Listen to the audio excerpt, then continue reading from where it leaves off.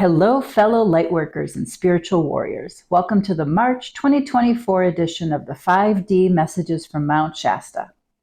I am Dr. Christina Samesha, intuitive guide and author. I have been posting monthly podcasts of channeled messages from Mount Shasta, root chakra of the planet, to inspire and support fellow lightworkers as we shift into a higher state of consciousness and help the collective with this ascension process. Please make sure to sign up on my YouTube or TikTok channel to receive my latest podcasts. I had absolutely no clue that February would be such a difficult month. I can't remember the last time I felt so depressed. It felt as though by the second week of February, I slipped into a deep hole of despair and hopelessness. When I checked in with some of my lightworker friends, they too were having a difficult time. I am not sure if it was due to the solar flares, astrological alignments, the collective frequency, the winter blues, or some other frequency that was hitting the planet, or a combination of all of these factors, but February was a rough month. I am working on this podcast on the 1st and do feel a lot lighter, which will hopefully set the tone for March. March marks the end of the spiritual or astrological year, and we start the new year off at the end of the month, heading into eclipse season. As I mentioned in previous podcasts, I predict that we will have some drama in the 3D arena regarding the financial sector by April, which may be why I was also feeling very anxious and stressed regarding my own finances, which is something that is very unusual for me. Because of all of this, I had a very difficult time writing last month and didn't post as much on social media as I normally do. However, a topic that I was able to finally write about was understanding the psychology behind cognitive dissonance and power dynamics. As most of us know, we are living within very corrupt systems. Many are saying that we're headed toward an apocalypse, which does not mean an ending to the world, as most people believe, but the revealing of truths. Some of the truths that are being revealed is how extensive the corruption is within our systems and the extent to which we have all been harmed. Because of our cognitive dissonance and internalized power dynamics, all of us to some extent have minimized and even denied this. As we shift into a higher state of consciousness, it is so important to examine the origins of the dysfunctional dynamics that we have found ourselves in and clear them, in order to continue our evolution and make sure that as we rebuild our world, we don't make these same mistakes again. During our developmental years, none of us had perfect parents. They acted in self-serving ways to some extent or another, and unfortunately, some of our parents were harmful to us. These experiences created emotional distress. Because our brain has an inherent mechanism to distort reality as to psychologically protect us from harm so that we could survive in our environment, our subconscious mind then created defense mechanisms, such as minimization and repression as a means of coping. As children, we desired that our parents would take care of us, keep us safe, and unconditionally love us. These wishes were never fully fulfilled in childhood. When we grew up, we project these unmet needs onto figures of authority, such as politicians, bosses, doctors, etc., and they become our parental substitutes. We minimize and even deny their wrongdoings because if we were to see the reality that these individuals do not have our best interest in mind and are actually harming us, we would then have to explore all the pain and suffering we felt as children. And most people would rather stay in an illusion. This is why it is so important that we do our personal work to clear our distortions and see reality as it truly is. In addition to defense mechanisms, we also created patterns of relating with others in childhood, which also contributes to our cognitive dissonance. When we interact with others, a dynamic inherently occurs whereby there is an opportunity for an energetic exchange.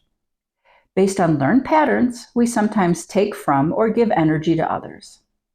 Because most of our parents were imperfect, they learned to maneuver the world seeking additional energy from other people, including us, which are called control dramas and range from passive to aggressive forms of obtaining energy. Depending on the control drama used by our parents and our innate temperament, we adopted our own tactic of defending against or gaining energy, which becomes embedded in our subconscious mind and plays out with others. There is a concept that I label the bully-victim paradigm to explain this. Because of our limited experiences, we sometimes believe that there are only two positions in the world, either the bully or the victim.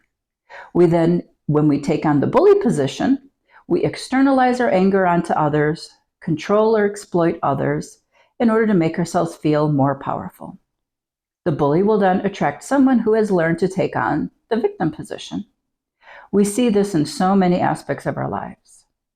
We allow this dynamic to continue because we are conditioned in childhood to engage in this way.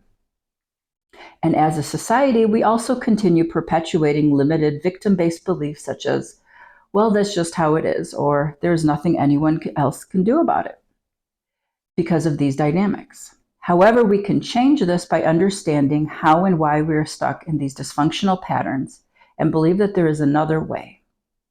A wise person realizes they can emotionally handle the truth and learns how to satisfy their own emotional needs without being a bully, which means not desiring power or control over others, imposing one's values onto others, or manipulating others to satisfy internal needs.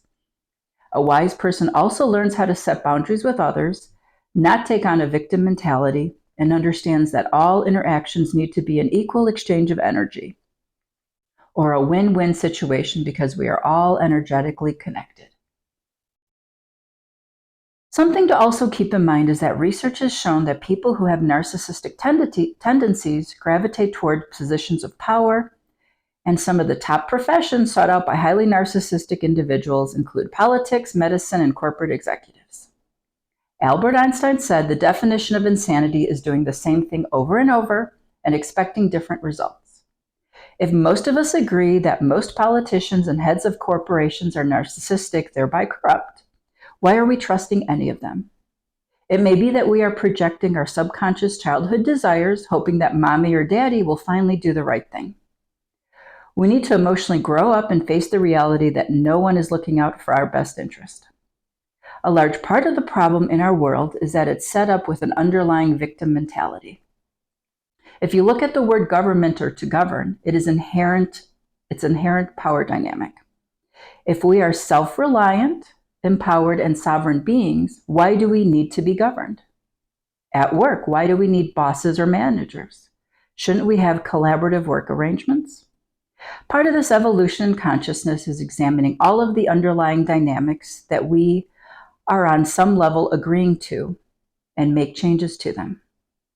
Whenever we have any hierarchical system, individuals with narcissistic tendencies will always gravitate toward positions of power, and there will be corruption and harm. If we are to evolve, we really need to understand and change these internal dynamics and believe that we have the capacity to create a better system. I am not sure if I have the answers as to how we're going to change things and stop participating in the system that is clearly not working for us. But I do believe that it starts by looking at the reality of our world without sugarcoating or minimizing it, and believing that something better is possible. So as we approach the beginning of spring, let's set the intention that we reach the critical mass needed to fully expose and finally begin changing the system. If February showed us anything, it seems as though, as a collective, we are beyond our breaking point. So let's keep shining the light and focusing on creating a new earth. If you would like to know more, please follow me on YouTube, TikTok, and Facebook. You could also visit my website, Christina Psyd. That's Christina with a CH, PSYD, for more information regarding this collective evolution we are experiencing, as well as information regarding my book, The Journey of Discovering Inner Peace, which has many valuable tools that can be helpful in navigating this challenging yet amazing time. I am so excited to be sharing another amazing month with all of you. Stay tuned for my next podcast in April. Sending all of you lots of love and light from the heart of Mount Shasta.